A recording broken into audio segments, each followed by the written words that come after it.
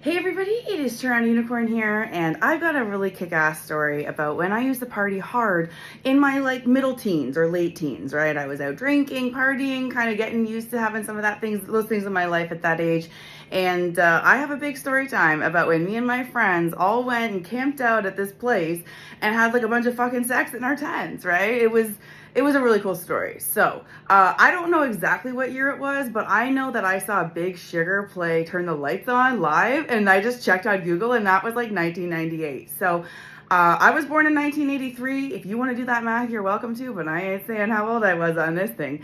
But basically, I was a very free spirit my whole life. I always wanted to do parties and do cool things or whatever. Whoever was in my friend group, if you knew someone with a car, you were into the right parties, because I lived in a small town, very small town, okay? We didn't even have public transit. There was only pizza that you could get delivered, and they make you pay extra for delivery.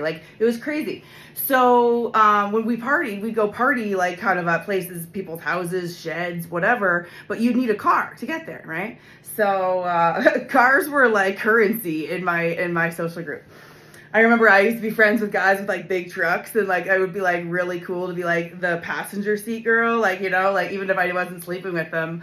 They always felt cool picking me up, and I'd be shotgun, Anyways, I felt privileged going to some of these parties, until the guy in a big red truck went and decided to go up a green hill and back instead of taking the road. And that was the last time I rode in his car. I was he literally went up a little hill as if to show me what his vehicle was capable of. And I was not impressed. No.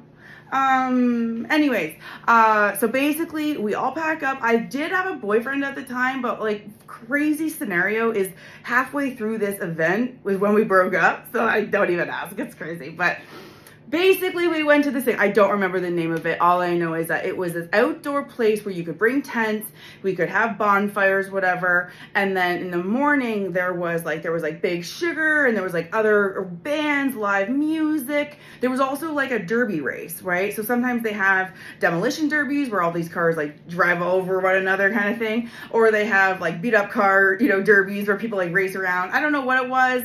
I just remember there was a track, right? We were at a track. So, yeah. So anyways, we all get there, we set up our tents and everything, and we're drinking, we're tailgating, we're going from people's vehicles to vehicles, seeing their lawn chairs set up, things like that. So cool. So it was time to get a little naughty, and I remember with my guy, I was fuck yeah, I'm gonna be fucking you right quick in this tent. So we did. I remember it was not that weird to be fucking there, because my other friends were in other tents, and it wouldn't have been that weird, because I'm not quiet in sex. As much as I'd like to be, I tend to be a bit vocal. So I remember we had good sex. I don't remember how we fucked. I just remember enjoying it. And then we came out, and then when we came out, there was other people still fucking in their tents or whatever, and no one saw anyone else fuck. It was just we were aware. So this is the grossest part.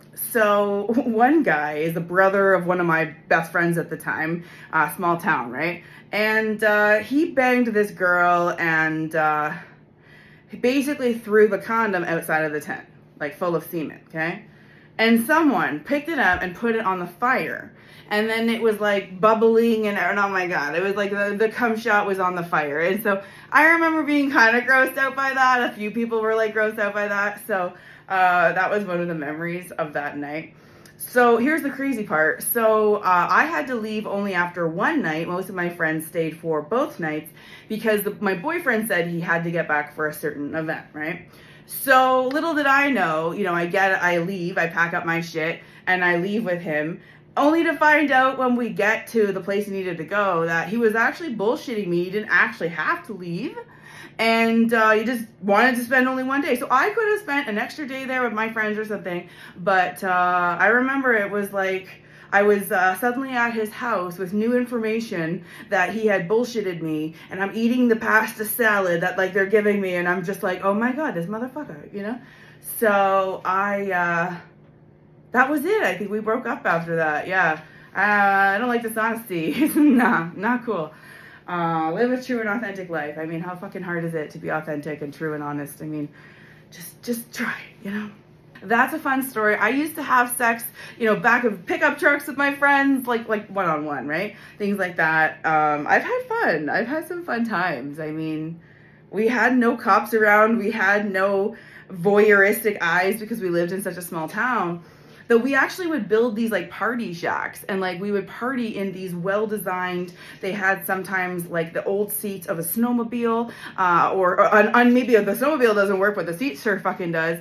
And you would like sit there and drink, and they built like fire with like ventilation so the smoke goes outside. And I remember thinking like we took partying to another level. So yeah, shout out to those Hampton cool fucking kids that made my upbringing there, kick ass, because we knew how to party.